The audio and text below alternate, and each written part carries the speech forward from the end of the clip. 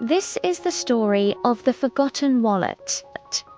The rain had just started over Los Angeles. It wasn't a downpour, not yet, but a lingering drizzle that dampened the streets of Sunset Boulevard. Neon signs flickered across puddles on the sidewalk, casting an eerie glow. Daniel Nguyen, a senior at UCLA, pedaled his old bike through the wet streets. Thin, tired-looking, his backpack sagged heavily with textbooks and papers. In his pocket was a folded slip of paper scrawled with overdue numbers, rent, cafeteria bills, tuition that still hadn't been paid. He was lost in thought when suddenly, near a lamppost, his eyes caught something. He braked, bent down, and picked up a black leather wallet. Sleek, expensive something he could never afford. His heart thudded in his chest. He opened it with shaking fingers. Inside lay crisp $100 bills stacked thickly, and a polished business card that read, William Carter, CEO Carter Investments. Daniel sat down on a bench by the street. The drizzle soaked through his hoodie, but all he felt was heat rising in his chest. Never had he touched this much money. The bills gleamed under the neon light like they were whispering to him. Two voices clashed in his head. Return it. It isn't yours. If you keep it, you could pay off your debts, buy a laptop. Stop living like this. He looked at the wallet again, then at the dripping lamppost, then back at the wallet. He put it in his pocket, clutched his bike handlebars, and started to pedal away. Back in his tiny apartment, Daniel sat on his bed staring at the wallet.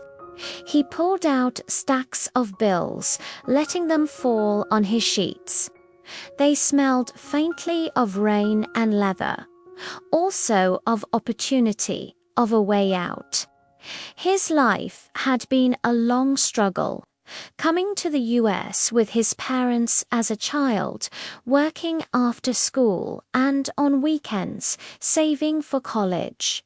Now barely getting by, sleeping on a lumpy mattress, eating cheap takeout, patching his bike with duct tape so it wouldn't fall apart. The wallet felt heavy in his hands. He remembered his mother's worn Bible, her bedtime stories, her sacrifices. He thought of his father, his calloused hands, his quiet strength, his late-night shifts.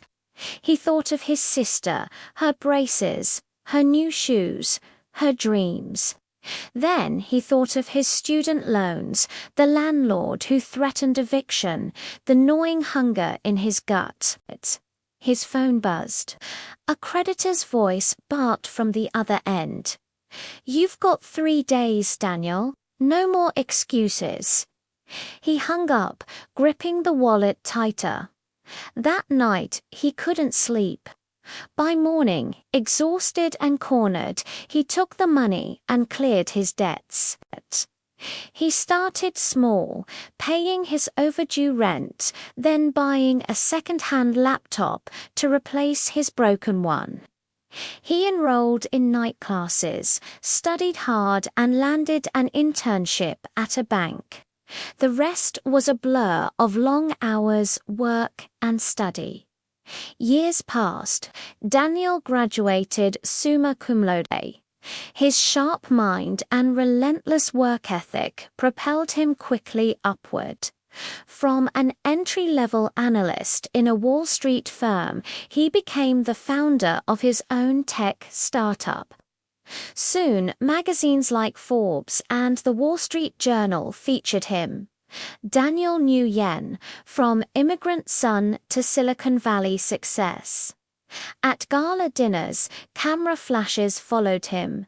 Suits tailored in New York, polished Italian shoes, million-dollar contracts slid across glossy tables. People toasted his brilliance.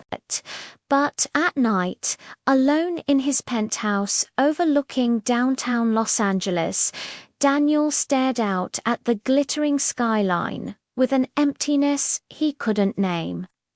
Whenever his hand brushed his designer wallet, the memory struck like lightning. That night, that choice, the guilt gnawed, sharp and fresh. He asked himself, was it all built on a stolen chance? No one else knew, but he did, and it poisoned every victory. He worked harder, built higher, signed deal after deal. Yet each success turned hollow. The richer he became, the heavier the secret pressed on him. One autumn, Daniel flew to New York for the Business Leaders Summit. The hall buzzed with cameras, investors, and reporters. As Daniel entered, his eyes froze on a figure in the front row. Silver hair, calm posture, a kind but commanding presence. William Carter, the name he had never forgotten from that old business card.